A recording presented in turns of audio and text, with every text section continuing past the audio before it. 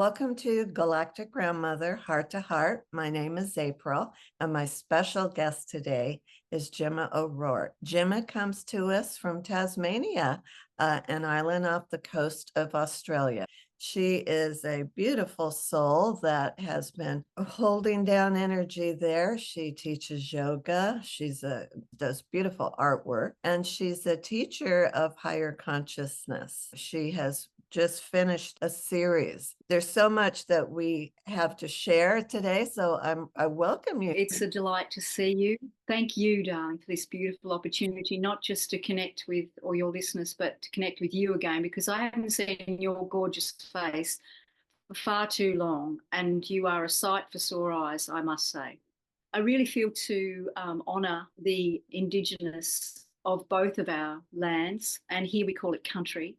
And as we are all from Indigenous roots somewhere on Mother Earth, here in Tasmania, the Palawa people. And so I honour country, the living, breathing country, spirit of place, I call it in, and the ancestors, the ones that we share the resonance of their DNA. So honouring country, spirit of place, and all of the beautiful ones that have come before. Thank you. I have known Gemma for many years since she visited the States, and we had the opportunity to spend a day in the San Diego area, and then we went to a retreat in Mount Shasta. For those of my audience that may not be familiar with your work, even though you have quite a large following, could you just give us a little background about your own personal journey to get where you are today? At this grandmother stage that we're at, it seems like a fairly long journey, but a brief synopsis. You know, I remember as a child being quite fey around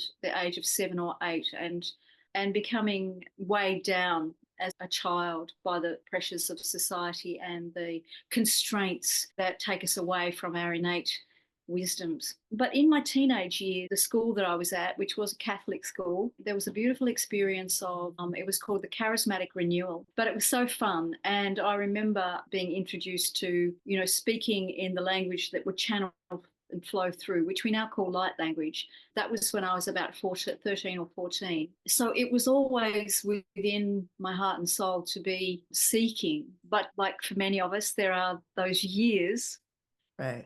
where we lose track and you are distracted and you're moving through lots of initiations and using lots of ways to take myself away from the center, from my own divinity. They don't feel wasted years because they all bring compassion and wisdom about other people and our journey. But I really started to come back, I feel, to center in my late 30s, started to have some beautiful teachers, started to do some study esoteric wisdoms and spirituality and explore all of the spiritual traditions, not just yoga philosophy, but Buddhism and Sufism and Hinduism, beyond the religion, then into my 40s. The New Age has a little bit of a connotation for some people, but it is a New Age that we're in.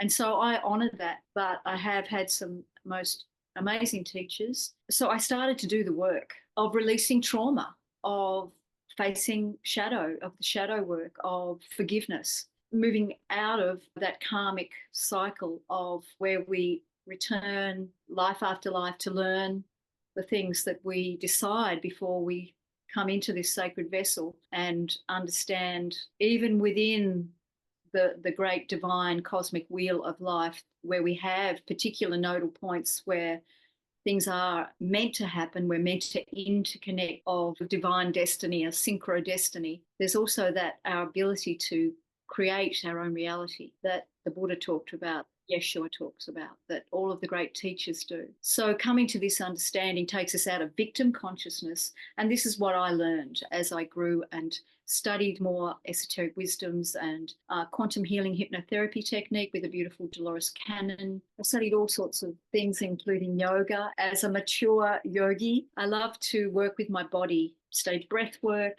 and shamanic practices, crystals, Reiki, numerology. I do card readings because it's all connected, April, isn't it? It's all. Yeah. And like you said, at our grandmother stage in life, we've done just about everything. And where have we ended up? We've ended up back in the center, in our own heart. And I think that's where our true connection to our divinity comes from, and how we're able at this stage to really be of service. And you have really been making some beautiful offerings there in your community. Can you just give us a little indication about what you've been doing? I love the in-person connection with groups in particular, although I do individual healing and sessions and teaching. And this is what really generates bliss for me is that in-person and with groups. And like you just said before, April, the heart is the center of everything. It's a stargate, literally a stargate. Mhm. Yeah.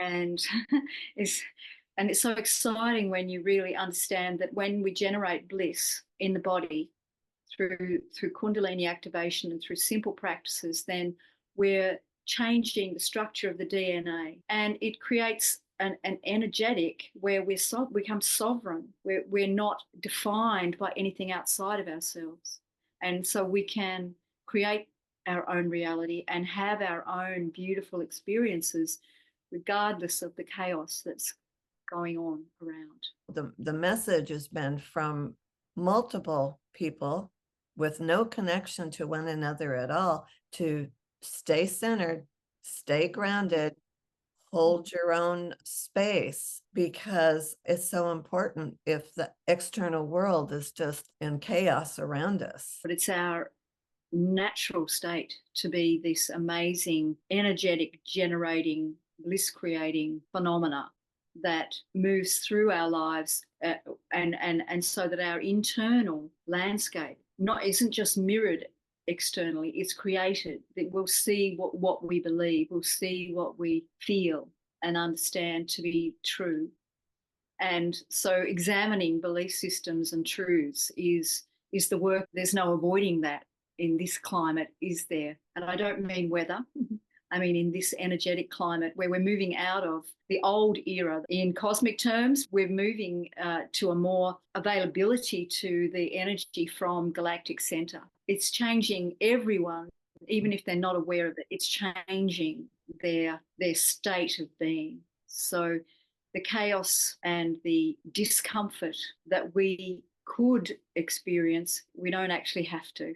We can choose a different way, and that's the work of those of us who are in this now, to lead and show how that's done, so that we can entrain as many beautiful open hearts in that way, because it's like critical mass. Once it's the 100th monkey. Once we reach a certain number or space of people holding that frequency, it just accelerates. The great acceleration is on, and it's very exciting in lots of ways. Yes, very exciting. You have so many things that I could ask you about. Want to get back to these tools of multidimensionality that you were teaching, from all the different clairs, pineal glands, stargates, wormholes. The Mind-Heart Coherence is a Yes. particular interest of mine.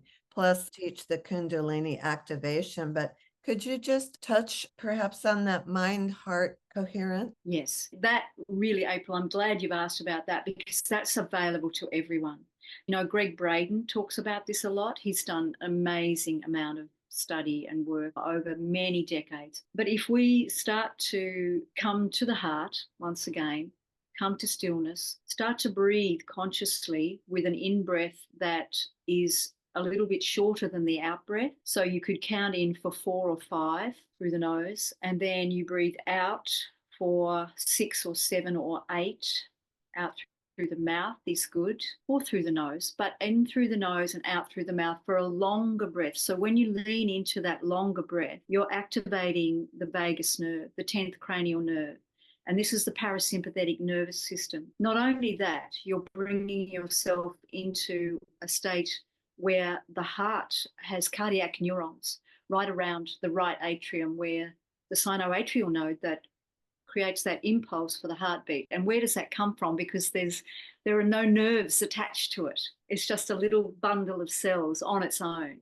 So there is inspiration about what's going on in the cosmos for a start. But when those cardiac neurons are activated by this longer out breath and conscious breath, the flow of blood back in through the great vessels into the heart reveal a different pressure. So that's the sensors in those cardiac neurons. They're called neurons because they're like brain cells in the heart. They are activated to send a propagating wave to the brain. Both of the organs, the brain and the heart, become one organ, and they work like a single unit, not just metaphysically, but physically. That creates this, it's coherent. So you can see it on graphs, the sine wave of the brain, the EEG and the ECG start to become synchronous and coherent with each other. It's an easy thing to do for anyone, anytime. Just come to the heart, maybe close down eyes, come to stillness, longer out breath for at least 3 minutes. You'll have an effect for the next 6 hours because the brain and the heart will be working together. Beautiful explanation. And you know what it made me think of when you were describing the mind-heart coherence being in unison, that would be exactly what activates those quantum signals, so to speak, that your intentions are giving to your body. Absolutely. That's exactly what it's doing. So you're moving out of the materium into the ether, beyond quantum, in fact, into the ether. And that's exactly what it's doing. We're remembering that we're not this physical body. Right. And that we're an energy wave. And energy never dies. It's only changed.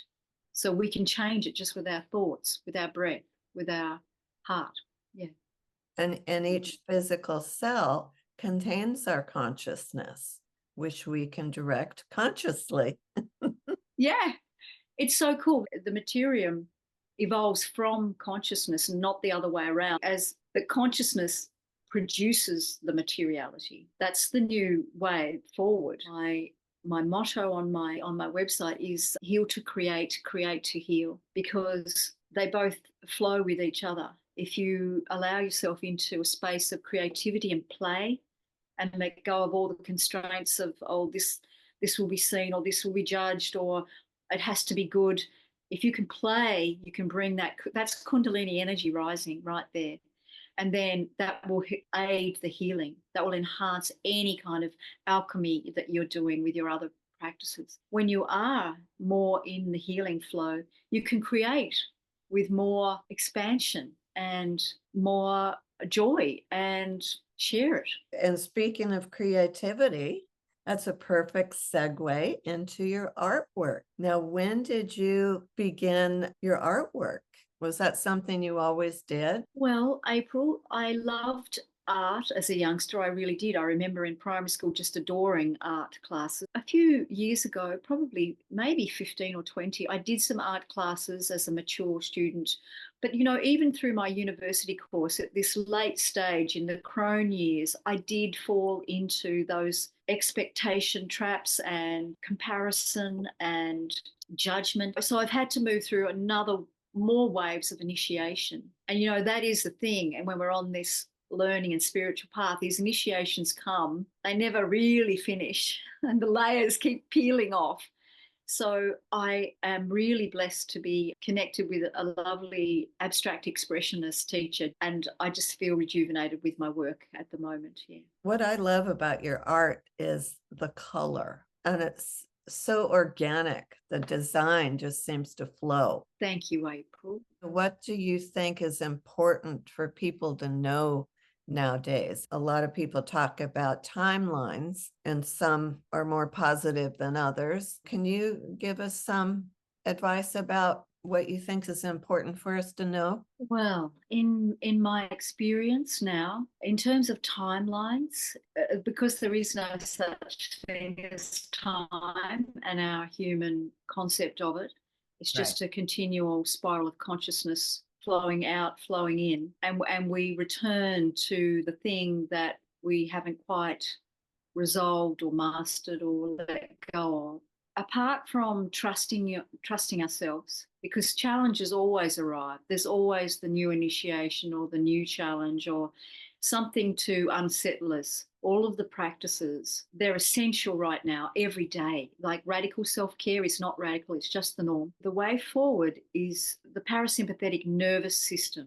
We're so overstimulated, hypervigilant, hyperadrenalized. We have to come back to knowing how this vessel, which is, it's a beautiful sacred thing, but it is just the vessel that's holding, housing our eternal consciousness, our soul, our spirit, how to calm it down and bring it back to center and make it more coherent and crystallize, bring all the energy back from the places where we're leaking energy daily, but also in the real work, the big work, our magnum opus is to call energy back from other dimensions and past lives and to really activate that etheric DNA. So we become, in a mythological or metaphorical way, riding a dragon through the stargate of our heart. And so you have to be so connected with your own heart and activating the nervous system to tone it into peaceful hearted place all the time. And one of the main things to let go of is resentment and unforgiveness. We have to just learn to forgive everything,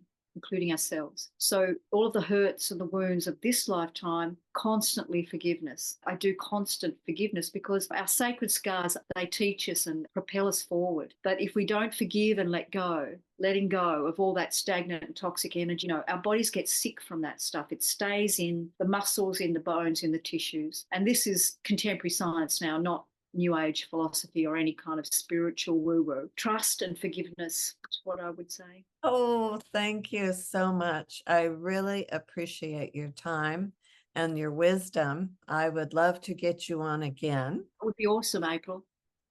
Mwah. I love you, darling. I love you, and we'll talk soon. Bye.